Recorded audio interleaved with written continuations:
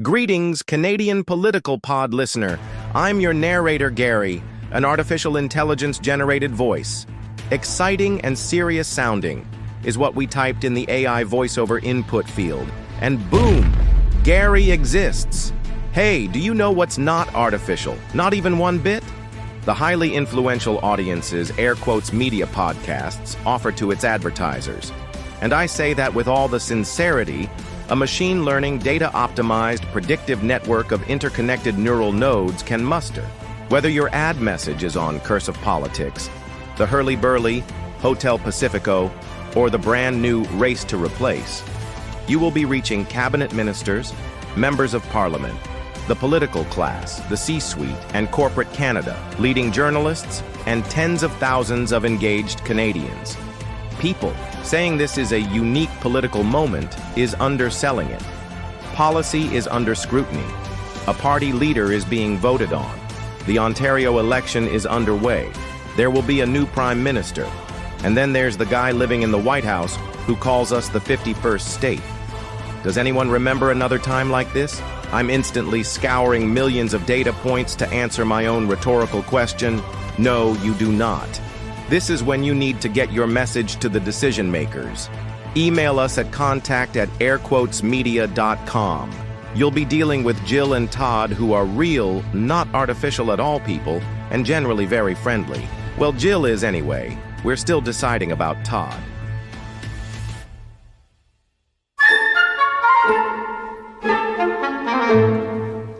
All right, all you accursed out there, we're back for our second Daily Ontario pod. I've got with me Deb Hutton, Jordan Leichnitz, Scott Reid, bright and early in the morning. We've got all of the hot news for you today. A little bit of Ontario election news going yesterday, a lot of federal tariff news yesterday. We'll wrap it all up for you today. Scott, any significance to that Dylan quote on your shirt?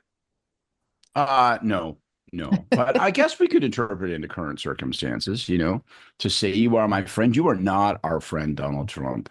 And by the way, you don't read your nighttime folder, I don't think. We had pledged these border controls, but hey, you're a busy guy, you're out there trying to destroy Europe, and today God knows what you'll do to the Middle East. So maybe they finally got the video to him. Apparently that's how he likes to consume things. So just need to see some footage of those Blackhawks. And I love it when he asks a question. He's a visual learner. Did you know they don't let our banks in? It's like when he learns something, it's like he's startled, and so he assumes that no one else knows it, right? And of course he gets it wrong, but all right.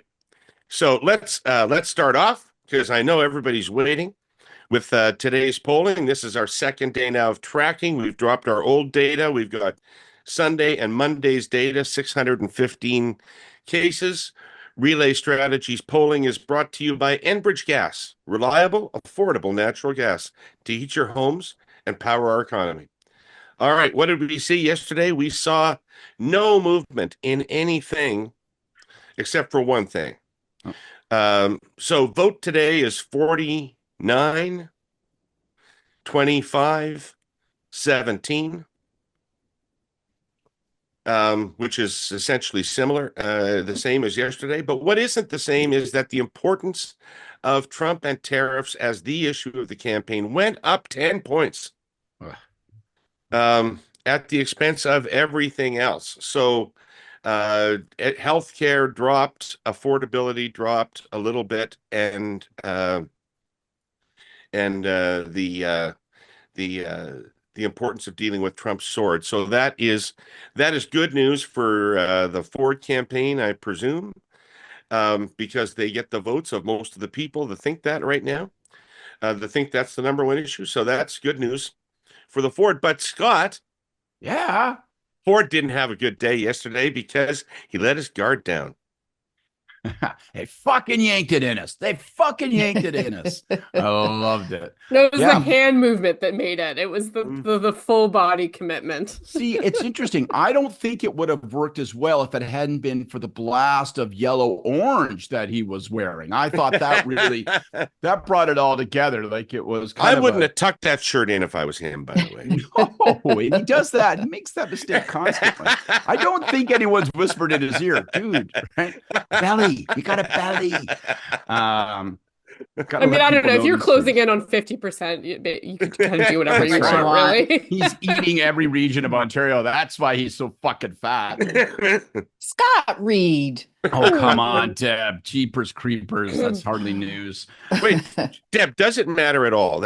Does it matter at all the fact that the guy that is setting himself up as the foremost opponent of Trump, the guy that's going to save Ontario from Trump, is privately telling people, well, I supported that guy. I thought he was great. I thought you were going to say he's wearing the same color as Trump's face. Yeah, well, there's that. No, I don't think so. I think it was a, very vintage Doug Ford statement to make. Should it have happened? No. I can't believe that in his third campaign, there's still a hot mic moment. But it's not damaging one way or another. I mean, listen, did I want Trump over Kamala? It was pretty close. There's a lot of his supporters. Come on. Seriously, it was close. One was a candidate. The other is a cancer. Yes. Yeah. I said it was close. I didn't say I ultimately wanted Trump. I said it was close. No, I don't think it's the end of the world. I mean, if he had said, I'm so glad he won so I could launch a new election campaign and, say it's against Trump, that's something different. That's not what he said at all. Was it good? No. Is it disastrous? Not even close. Jordan, would you put it in an ad? No, I don't think so. Because, I actually have to say, I don't know that his campaign would be hugely upset about that kind of a hot mic moment. I actually think that probably for a not insignificant segment of the men in his base, they may have the same feeling, right? So I don't know that it's actually such a terrible thing. Well, that's presumably how he got into it with those guys. Yeah, it was the professional. You could see it was in a chat after, just for anyone who hasn't seen the video, it was in a little group discussion after the official portion. And look, I think that is, Ford talking that way is part of his authenticity. That's part of what helps him connect to people. So as much as, I would observe that this is not even the first time he said that he likes Trump. He said this many, many, many times going back to 2016. He's been on the record saying that he's supportive of Trump. He is a Republican. He likes all these things. So I think there's like a broader conversation to be had about whether, the guy who has allied his politics with Trump over all these years is the right one maybe to be fighting Trump. But this particular comment, I actually think resonates probably pretty well within his own base. I would not use it in an ad because it would reinforce some of the positives that Ford's actually using to really climb up despite his own heavy personal negatives. Like this is the stuff people like despite all the other things that they believe about him that are negative. They like that authenticity and that connection. Except he's the only leader with net positives right now. So he's not exactly in negative territory like the other two leaders. Or Bonnie, I guess, is negative. And Bonnie is slightly negative. Bonnie's underwater, I think. And only by a few points, in fairness, only by a few points. And it's not bad. I'm just going to step in. It's not bad given the fact that she has faced a negative campaign for at least a year now. On TV, but she is underwater a little bit, and Marit Stiles is dead even positives, negatives, but most people don't know still at this stage of the campaign. So Ford is a weird way to talk about a human being. What are your net positives? Oh, I'm net negative. I was net positive, but then I went to the coffee shop and I was in a bad mood and I yelled at the barista, so my net positives have dropped. It's just I would not show. I think that was a Stranger Things episode or something. I think so. Yeah. I think there's two reasons to not turn that incident with Ford into an ad. One is I agree with everyone else that ad is probably for Trump, not for Christ. It's for Ford, not against Ford, because he looks like a guy talking on the factory floor. And that's a powerful part of his appeal. He literally looks like he's bullshitting with guys. The important part of that clip for people who might be tempted to cycle it into a political weapon is not that he says I was for him. It's that he says he fucking yanked it in us. It's literally because he, and I mean this quite honestly. I'm not just trying to like riff off of the curse word, but he sounds like a guy talking on the factory floor. So be very careful. The second thing is if anything is to happen in one of these opposition parties for the balance of this campaign, it's got to be now. It's got to be, you got to take advantage of getting away from Trump and away from tariffs and say, well, surely to God, now that we have a 30-day pause, now's the time to make certain we talk about all the other things that Doug Ford has not been focused on, all the other things that get swept away by calling an election now, and try to use it as a moment to reset the campaign. I don't know if they'll be successful. That's going to be very hard, but you got to hope that that 10% spike turns into a 15% drop over the course of the next 3-4 days. And in part, that's your job if you're Bonnie Crombie. I think that is, if there's an impact on Ontario politics from yesterday, and Deb, maybe you can pick it up here, is so we saw over the course of Saturday and Sunday and Monday, this surge in anxiety about the Trump tariff thing among Ontarians. But there is now a 30-day pause, and there will not be tariffs in this remainder of this provincial election imposed. Yeah, Are we going to be in a state of heightened anxiety about tariffs for 30 days, or are the Conservatives possibly going to lose some of the grasp on the frame of this election they've had? So I'm not sure it's a yes, no, or even a no, yes sort of thing. It's the trick will be yesterday, for example, Peter Bethlenfalvy was out talking about the money that they will spend, part of the mandate Doug's looking for, if we get tariffs. The urgency of talking about that has lessened a little bit, and certainly within this campaign, the next 30 days, as you say. But honestly, I mean, there is still so much to talk about. He's still going to Washington, which I think is, that's 2 days at least out of the 28 days that we started last week. And I think the fact that it was so volatile over the weekend, everyone was paying attention, means people think that this guy's crazy. And we can't trust anything he's saying, even if it's a 30-day reprieve. So I think it shifts slightly in terms of here's the money I'm going to spend when this happens, or if this happens, to we need to be ready, and we need to be ready internally, not just against Trump. Jordan, what do you think? The Ontario Real Estate Association, or OREA, knows more and more families are finding the lack of housing supply plus prohibitive government costs in Ontario are pushing the dream of home ownership further out of reach. A recent poll done for OREA by Abacus Data found that although 7 in 10 non-homeowners say they still dream of buying a home, nearly half have either given up believing they will ever own a home or are pessimistic about the possibility. That's why this week, OREA released their Ontario election platform titled A Home for Everyone 2025. Putting forward pro-growth, pro-ownership, pro-affordability housing policies that will ensure future generations continue to have a shot at owning a home.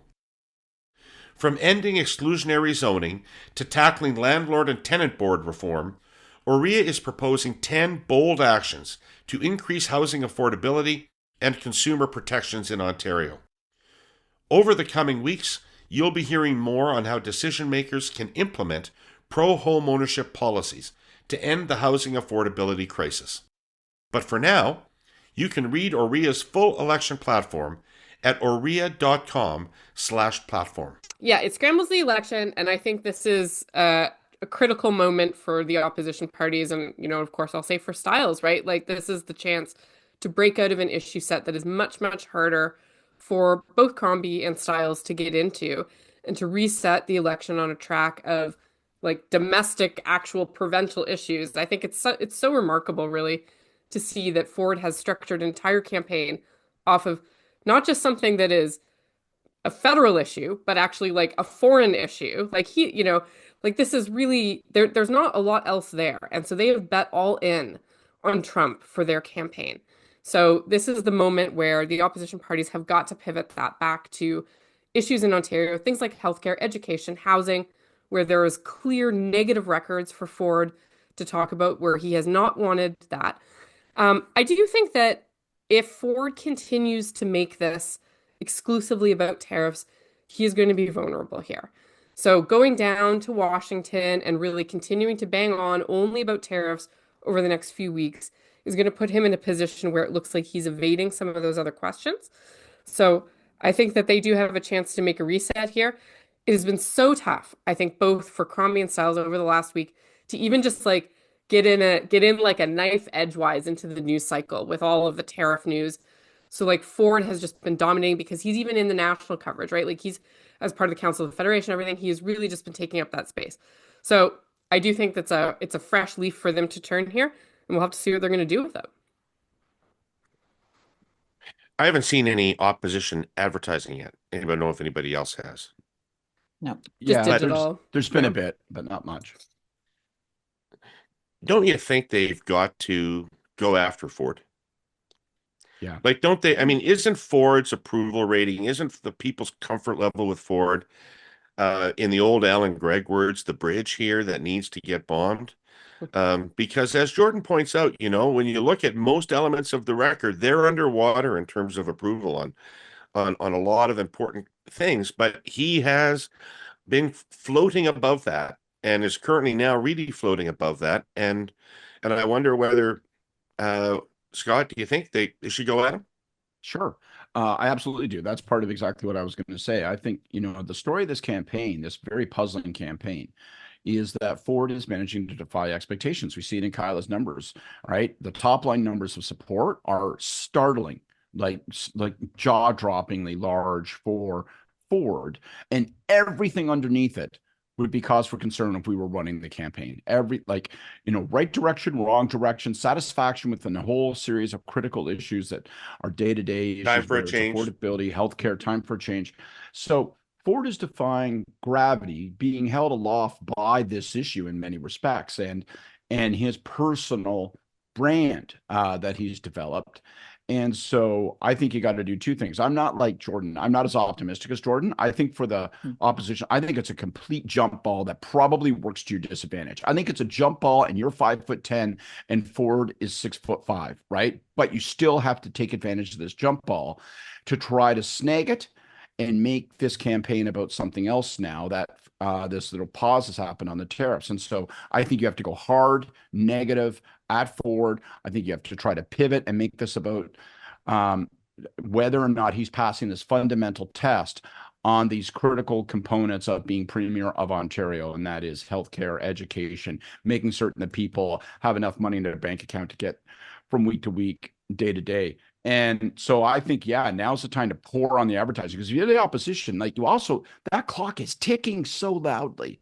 We don't know when the debate's going to be, but now surely is the time to pour your weight, take a gamble, throw as much money as you possibly can, and throw paid media weight behind a negative story about Ford, probably married, if you're Bonnie Crombie, to your preferred issue of healthcare and the failure of people to have a family doc, and see if you can break this open, see if you can somehow surprise people and win the jump ball. Because to me, it's the whole campaign. Like, that's nothing is in your favor, so you have to take this slight sliver of opportunity and crack it wide open.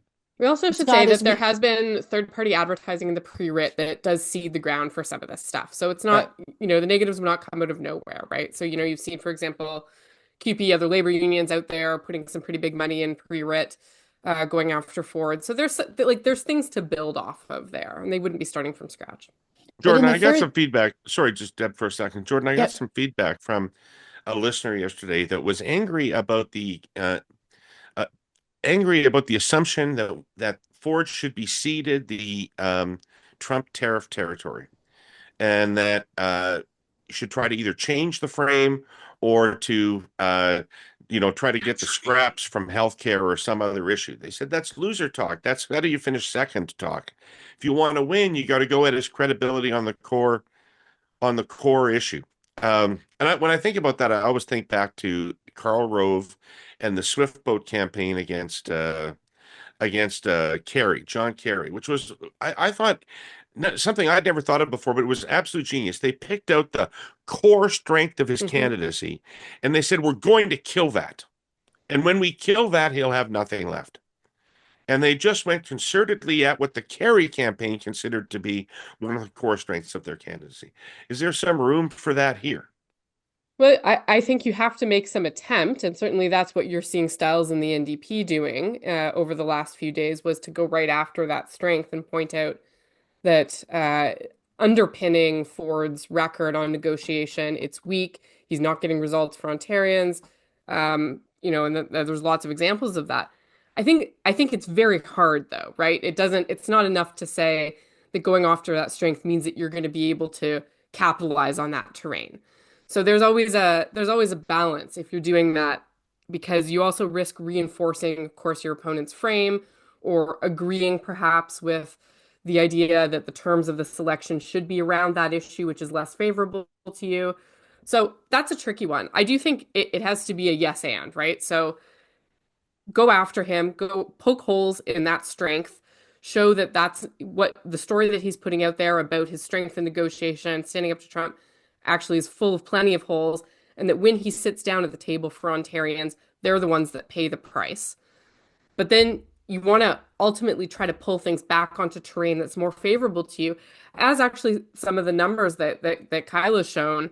It's a bit rotten, right? Like, as you've talked about, underlying that, there's a lot of rot there on issues, for example, like affordability, like healthcare. People do not feel that Ford is serving them well. And so you got to move on to that terrain where you're a little bit more favorably positioned once you've cracked open that hole.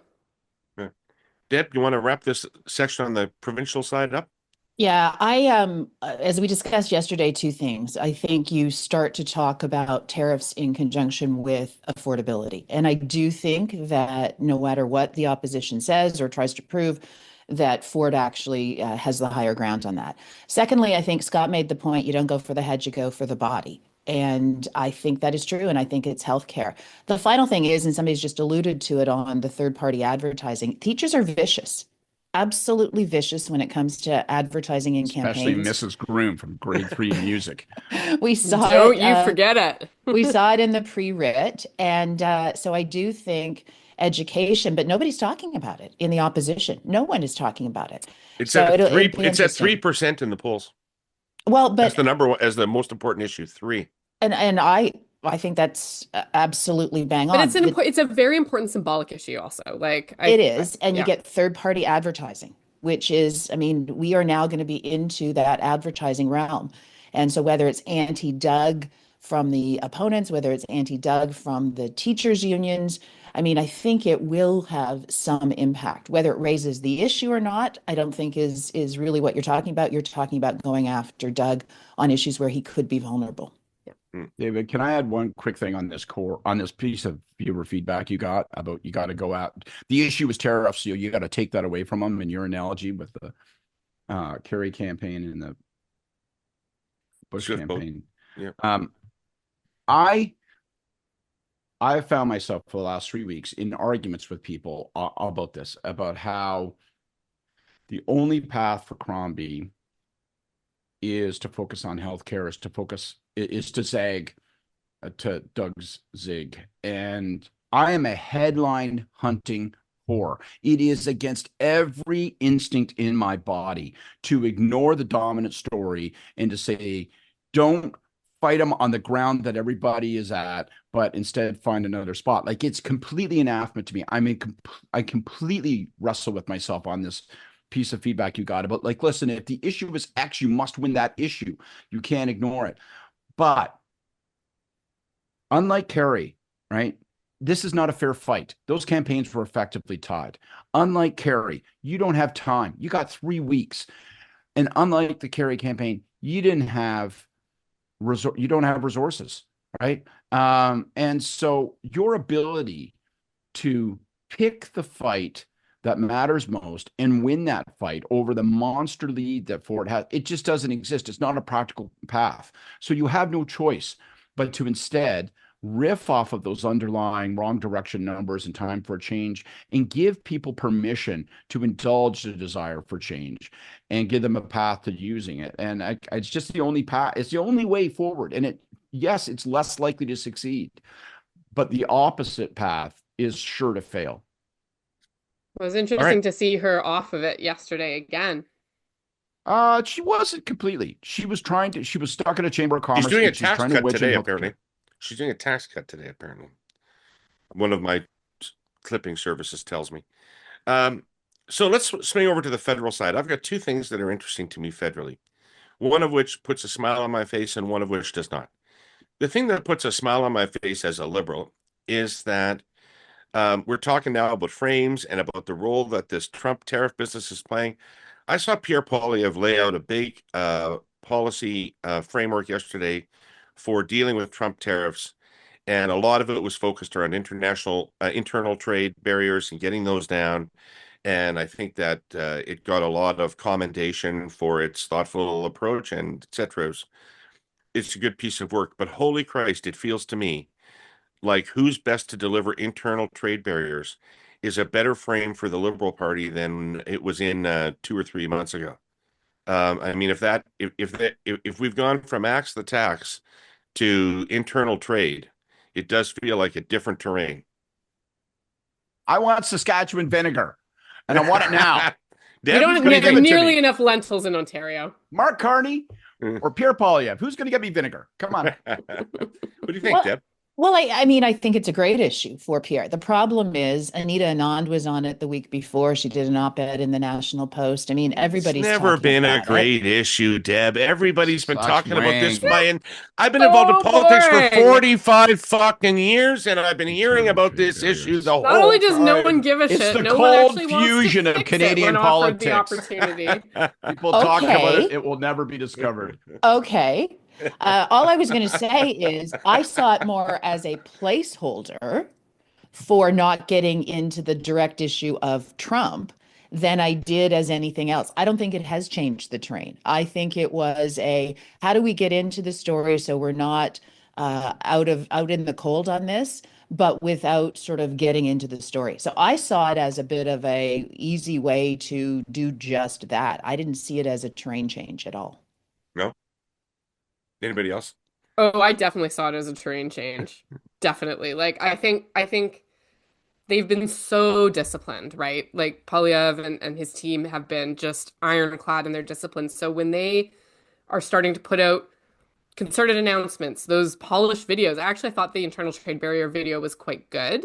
Oh yeah. I think the message is not very compelling, but I think, again, they do a really good job on producing and putting out those messages. But I think obviously I think they're seeing something moving in the numbers that has caught their attention there, and this is part of the process of them trying to refigure with a new ballot question. So if this is going to be the fight, if the carbon tax election is dead, where do we fit in? How do we kind of continue to lead the fight on that? And I think this terrain is actually much harder for Polyev in a lot of ways. And the thing that actually caught my attention yesterday was less the sort of measured policy announcement piece, but where he came into saying that, well, we should be sending the military to the border, you know. And this is an interesting example because there's a lot with Trump. It's like it's like a machine gun of ping pong balls coming at you, right? There's going to be a lot of things to swing at all the time. But if you are grabbing and swinging at every one of them and sort of being seen to kind of agree with the terms, I think that there was a risk for Polyev there. This is the same risk we saw him fall into in December when the border concerns first came up, where his first instinct was to say, aha, yes, border issues, that's Trudeau's fault, and like, we got to get there, we got to be strengthening it. This was all happening on the same day where we saw, before Canada got the delay, we saw the Mexicans get their exemption. So we saw all kinds of sort of like unfair dealing and just Trump being very erratic. And what did we see at that moment? We saw Polyev sort of rushing to kind of agree with the terms, to agree with this idea that we should be doing more of these sort of performative things than we're already doing in order to get Trump to give us a break. I think that this is actually where we're seeing Polyev at his most uncertain, at his most unsteady, is in handling this revolving door of news with Trump. So I'm interested to see where they go on it, but to me, it does signify a pretty significant change in strategy for them. I'm less interested in what what it's going to mean. I'm very interested in what it's going to mean and what comes next, but I'm particularly interested in why. Because if we've had Poilievre out on tariffs and trade about 3 times in the past 5 days, and prior to that, they basically just took a placeholder approach to it. Let the issue unfold and try to stay away from it. And so why the change? And yesterday's intervention was so substantive, and it was very competent, but it was also, as you say, David, very boring and doesn't feel at all like a Pierre Poilievre campaign that they've been designing for 2 years. So why? Is it because they said to themselves, we don't know the tariffs may come in, and we cannot be a prime minister in waiting without intervening in a more substantive way on this issue? Maybe that's a gut thing. My experience with them is they don't go by gut. They go by data. They go by discipline. And so if it's not gut, then are they seeing something in their numbers that causes them to say, this frame is working less well for us. We therefore must be involved in this frame and wrestle it back to our advantage, or halt a creeping disadvantage on this frame. We see trouble ahead if we're not more voluble on this issue. And I just think that's interesting, because we've all been wondering, is there any movement in those top line numbers for the Liberals versus the Conservatives versus the NDP at the federal level? And maybe his actions are an indication that they see something that we have not yet. But that could be hope on my part. All right, here's my second. Yeah, go ahead, Deb. I really do think it was. This is obviously what everybody's talking about. We need to be in the story. Here is a safe, credible way to do it. I don't see it as an overall pivot. Okay, let me stick with you. Would you have expected to be hearing more from Mark Carney right now? I find him very quiet in the public domain, given that he is almost a putative guy at this point. He's in his swing spot. I mean, if this is bad terrain for Poilievre, it should be good terrain for him. And he seems to be running a very low-bridged leadership campaign as opposed to a frontal run for the election at this point in time. Yeah, I think he just wants to get it over the line for the leadership and then move forward. I mean, I have asked, honest to God, no less than 10 times to get him on my radio show. Every time he does an announcement, we say, hey, does the candidate want to talk? He is completely in front runner mode. They are playing it so unbelievably safe.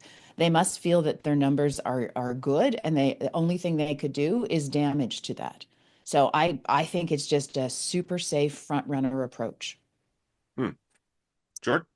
Well, yeah, I mean, I think as for the leadership, it seems to be a bit all over but the counting. But there's a risk for them, I think, because the timelines are potentially so tight heading into a federal election that this period is actually also about introducing him more broadly to Canadians, not just to Liberals. So the fact that his campaign has been, let's call it grige, and that there's been really no, I don't think, effort to define him more broadly for Canadians or introduce him in a way that actually generates any excitement. Like, you're going to have to make up that time on the other side in a very chaotic media environment, with God knows what's happening with Trump at that point. So now we're in a scenario where we're past this month delay.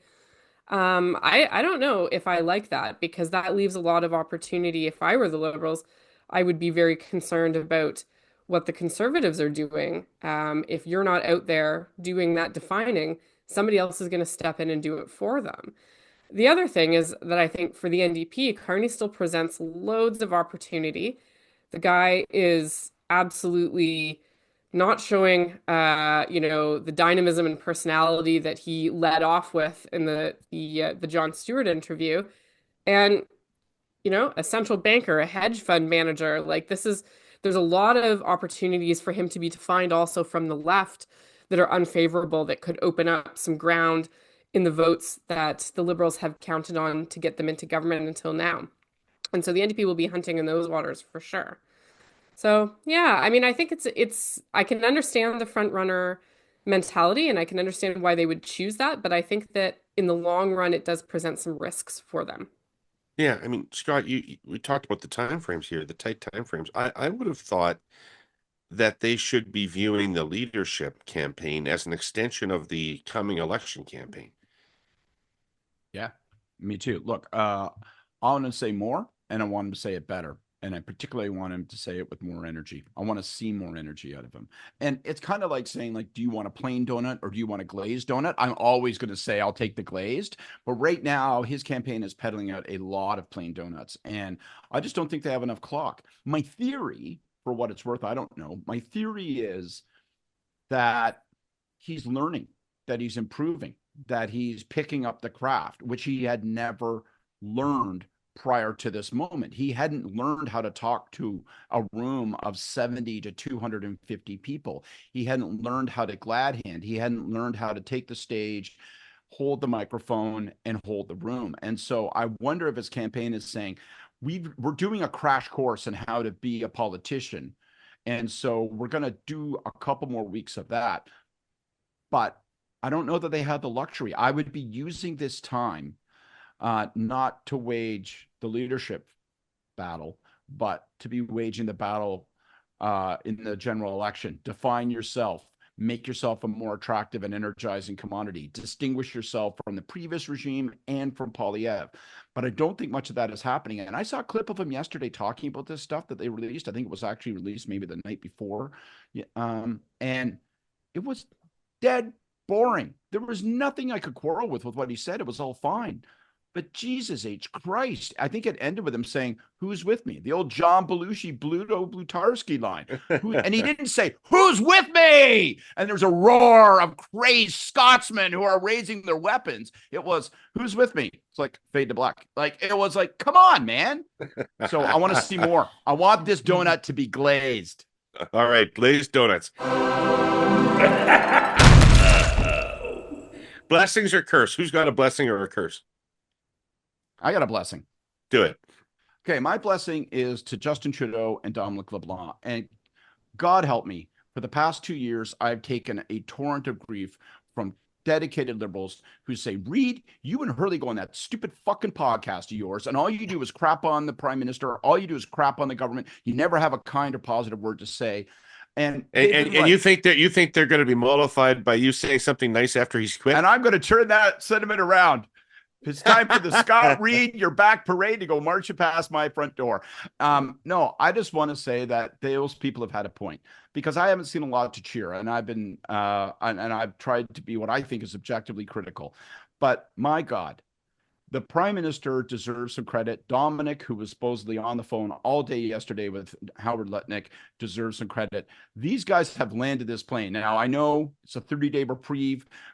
21 days from now, Trump may be going to the television cameras and demanding that everybody wears stars and striped ball cap and do the Pledge of Allegiance. But they deserve a lot of credit. They handled this, I think, very calmly, very carefully, and we got an outcome that's probably better than I think anyone expected, certainly better than anyone expected on the weekend, and they deserve a big tip of the hat. The prime minister said he didn't want to leave office because he thought he was best qualified to handle Donald Trump. Well, you know what? Jesus Christ, maybe he was right. Oh, Scott, I was with you until that last sentence. Jeez. Well, who's doing better? Deb, it's your turn now, Deb. So you got to give Donald Trump both a blessing and a curse. I mean, the hell that he put everybody through over the last number of days is unbelievable. And yet, as a good old Tory, I think he continues to be a blessing in this Ontario election campaign. Jordan? Yeah, well, I guess mine is kind of both a blessing and a curse as well. And it's going out to Ford for the entire story arc of, I can't believe that the face-eating leopards are eating my face, because he's, to support Trump so consistently, so vocally, and then just be astonished that he's coming after you. Oh my God, not me. I think that Ford deserves both the blessing and a curse, really the curse, because this is just like shitty and predictable. Like Trump is a figure of arson, of chaos. And that was evident, I will point out, also in 2016. So his judgment, I think, deserves to be called into question for that, and he deserves to be held to account for having had that affiliation. But I mean, on the other hand, the political flexibility, the double jointedness of being able to not only be the Trump supporter and now be Canada's top Trump fighter, to flip on Elon Musk's Starlink, not once, but twice in a single day, flip on the issue. That is something remarkable. And I think it is deserving of both a blessing and a curse. Yeah, I hear you. That's all good. And I'm just going to riff off you because my curse is to Doug Ford, because I love the fact that he canceled the Starlink contract, and I'm mad that he reinstated it, because Elon Musk didn't change one tiny bit in the 5 minutes between those two actions. And he's a malicious force. And in this fight, he's a malicious force. And he's a guy I would keep putting the pressure on if I was the premier. All right, everybody. Thank you for this. It was great. Let's get this out and into people's mailboxes. Thank you. We'll see you again bright and early tomorrow morning. I want to thank our sponsor, Urea, and our polling sponsor, Enbridge. Thanks, everybody, and we'll see you tomorrow with more Curse of Politics.